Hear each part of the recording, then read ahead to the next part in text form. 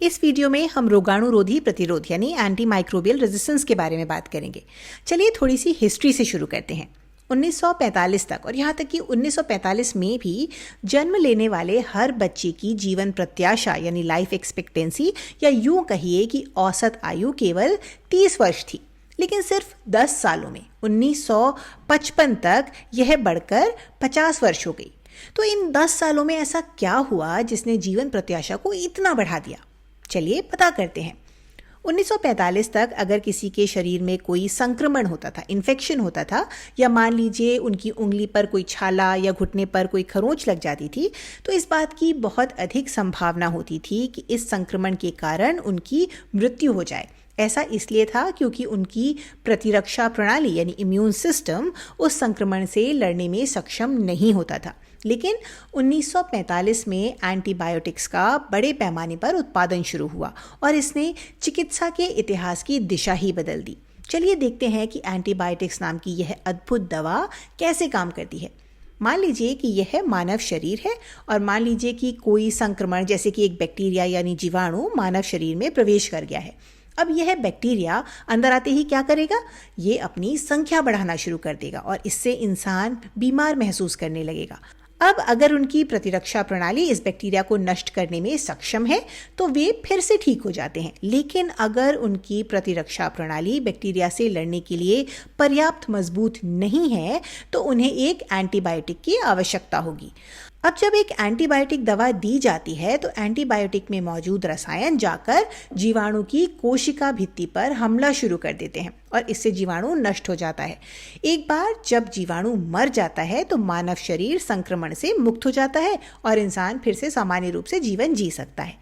अब ये कहानी बहुत फैसिनेटिंग लगती है, लेकिन इसमें एक समस्या है और वो समस्या एक ऐसी चीज़ के कारण है जिसे उत्परिवर्तन या म्यूटेशन कहा जाता है।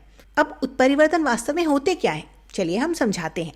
किसी जीव में होने वाले बदलावों को, विशेष रूप से किसी जीव में होने वाले यादृच्छिक बदलावों को, रैंडम बदलावों को ही उत्परिवर्तन या म्यूटेशन कहा जाता है। उदाहरण के लिए यहाँ इस जीव में कुछ इस तरह के बदलाव विकसित हो सकते हैं।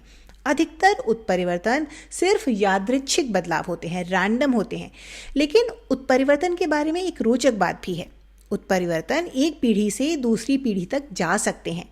तो अगर यह विशेष जीव प्रजनन करता है तो इसकी संतानों में भी वही विशेषताएं होंगी और ऐसा इसलिए है क्योंकि उत्परिवर्तन डीएनए में रिकॉर्ड हो जाते हैं और भविष्य की पीढ़ियों को सौंप दिए जाते हैं। है ना कमाल की बात? तो आपके पास बहुत सारे अलग अलग उत्परिवर्तन हो सकते हैं, शायद कुछ ऐसा या ऐसा, लेकिन कभी कभार कुछ दुर्लभ बदलाव जीव को जीवित रहने के लिए कुछ विशेष फायदा दे सकते हैं। अब ये बात थोड़ी कंफ्यूजिंग लग सकती है, चलिए इसे और अच्छे से समझते हैं।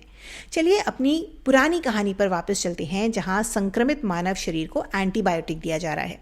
एंटीबायोटिक रसायन जीवाणु की कोशिका भित्ति पर हमला करने के लिए आगे बढ़ते हैं और जीवाणु मर जाते हैं। लेकिन इस बार यहाँ कुछ अलग होता है। एक जीवाणु अभी भी यहाँ बचा हुआ है, ठीक है? तो बचा हुआ एंटीबायोटिक उस जीवाणु पर हमला करने के लिए आगे बढ़ता है, लेकिन इस बार कुछ अलग होता है। एंटीबायोटिक जीवाणु पर हमला करने की कोशिश तो करता है, लेकिन वो जीवाणु को मार नहीं पाता। अब ऐसा इसलिए हुआ क्योंकि इस जीवाणु की कोशिका भित्ति उत्परिवर्तित हो गई, म्यूटेट हो गई, यानी इस तरह से बदल गई कि अब यह एंटीबायोटिक से लड़ सकती थी और उससे जीत सकती थी। और इसीलिए इस मामले में उत्परिवर्तन के कारण एंटीबायोटिक प्रतिरोध, एंटीबायोटिक रेजिस्टेंस उत्पन्न हो गया है। जरा सोचिए, ये बैक्टीरिया उत्परिवर्तन के कारण एक मजबूत रक्षा तंत्र विकसित करने में सक्षम हो गया और अब यह एंटीबायोटिक से लड़ सकता है और जीवित रह सकता है। और ये बहुत बड़ी समस्या है क्योंकि अब जब यह बैक्टीरिया, ये जीवाणु प्रजनन करेगा तो उसकी सभी संतानों में एंटीबायोटिक से लड़ने की वही शक्ति होगी। तो भले ही हम एंटीबायोटिक की दुगनी खुराक दे दें, यह बैक्टीरिया उसके खिलाफ जीत जाएगा क्योंकि इसने एंटीबायोटिक प्रतिरोध विकसित कर लिया है। ठीक है, लेकिन इसका समाधान क्या है? तो शुरुआत में हमने जो करना शुरू किया था वो था नए एंटीबायोटिक्स बनाना। तो हमने एक नया एंटीबायोटिक बनाया जो 5 साल तक चला और फिर वह जीवाणु इसे हराना सीख गया। तो फिर हमने एक और नया एंटीबायोटिक बना लिया और इसने फिर से और बेहतर काम किया। तो हमने कहा ठीक है, जब भी ज़रूरत हो तो बस नई दवाएं, नई एंटीबायोटिक्स बना सकते हैं। लेकिन समस्या ये थी कि इस नए एंटीबायोटिक ने भी थोड़े ही समय में काम करना बंद कर दिया। तो हमने फिर एक और नई दवा बना ली, लेकिन इस एंटीबायोटिक ने अब और भी कम समय में काम करना बंद कर दिया। तब हमें समझ में आया कि नए एंटीबायोटिक्स बनाने की यह नीति सिर्फ एक अस्थायी समाधान है। वास्तव में समस्या ये है कि दुनिया भर में एंटीबायोटिक्स का अनावश्यक रूप से उपयोग किया जा रहा है। यदि हम केवल इस एक चीज़ को ठीक कर लें और यदि हम एंटीबायोटिक्स का अनावश्यक उपयोग करना बंद कर दें तो एंटीबायोटिक प्रतिरोध की दर धीमी हो जाएगी। अब इसका क्या मतलब है? तो इसका मतलब ये है कि मान लीजिए अभी जीवाणु को एंटीबायोटिक को हराना सीखने में 5 साल लगते हैं और अगर हम एंटीबायोटिक्स का अनावश्यक उपयोग बंद कर दें तो जीवाणु को इस एंटीबायोटिक्स को हराना सीखने में शायद 15 साल लग सकते हैं। अब आप पूछ सकते हैं कि हम किन तरीकों से एंटीबायोटिक्स का अनावश्यक उपयोग कर रहे हैं। चलिए उन पर नज़र डालते हैं। एंटीबायोटिक्स का अनावश्यक उपयोग करने का एक सबसे बड़ा तरीका है बिना डॉक्टर की सलाह के खुद ही दवाई ले लेना, जिसे सेल्फ मेडिकेशन कहते हैं। एक और तरीका जिससे लोग एंटीबायोटिक्स का गलत इस्तेमाल करते हैं वो है एंटीबायोटिक्स का कोर्स पूरा ना करना। मान लीजिए कि आप एक डॉक्टर के पास जाते हैं और डॉक्टर 5 दिनों के लिए एक विशेष एंटीबायोटिक आपको लिख के देता है। आप 2 दिन तक एंटीबायोटिक लेते हैं और आपको बेहतर महसूस होता है, तो आप 2 दिन के बाद एंटीबायोटिक लेना बंद कर देते हैं और ये बहुत गलत है। अगर आपको दवाई पूरे 5 दिन के लिए लिखी गई है तो हमेशा एंटीबायोटिक का कोर्स पूरा करें। एंटीबायोटिक की आवश्यकता से अधिक खुराक लेना यानी ओवरडोज एक और समस्या है जिससे हमें बचना चाहिए। ये भी एंटीबायोटिक प्रतिरोध के विकास की दर को तेज कर सकती है।